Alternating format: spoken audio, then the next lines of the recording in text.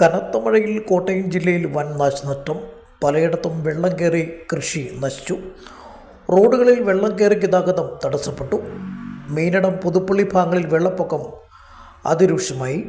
2 ദിവസത്തെ കനത്ത മഴയെ തുടർന്ന് ജില്ലയിലെ താഴ്ന്ന പ്രദേശങ്ങളിൽ വെള്ളം കയറി.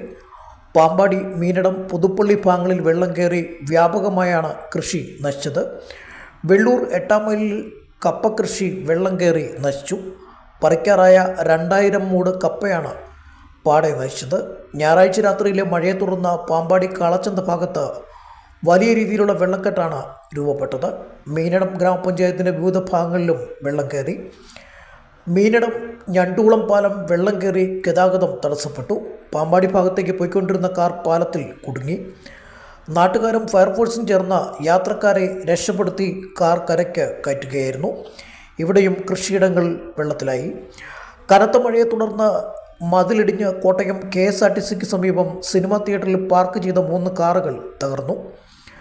ശക്തമായ മഴയെ തുടർന്ന് പുതുപ്പള്ളിയുടെ താഴ്ന്ന പ്രദേശമായ കൊട്ടാരത്തിൽ കടവ്, പുതുപ്പള്ളിച്ചിറ, ഇരവിനെല്ലൂർ എന്നീ പ്രദേശങ്ങളിലും വെള്ളം കയറി. വീടുകളിലാണ് വെള്ളം കയറിയത്. പുതുപ്പള്ളി ചിറയിൽ ഭാഗത്ത് ഗതാഗതം തടസ്സപ്പെട്ടു. ജില്ലയിൽ ദുരിതാശ്വാസ ക്യാമ്പുകൾ തുറന്നിട്ടുണ്ട്. റെഡ് അലർട്ടാണ് കോട്ടയം ജില്ലയിൽ പ്രഖ്യാപിച്ചിട്ടുള്ളത്. ഈ വാഴ ഇത് കൃഷി ചെയ്തതിൻ്റെയാണ് നമ്മുടെ മലയാളിലേക്കാണ്. അതെല്ലാം കൂടെ പോയി. അത് 10-200 വാഴ പോയി. അത് കാണാൻ ഇത്രേ ഉള്ളൂ. കപ്പ പോയി, വാഴ പോയി, എല്ലാം പോയി. നല്ലൊരു നാശം സംഭവിച്ചു. നഷ്ടപ്പെട്ടു പോയി.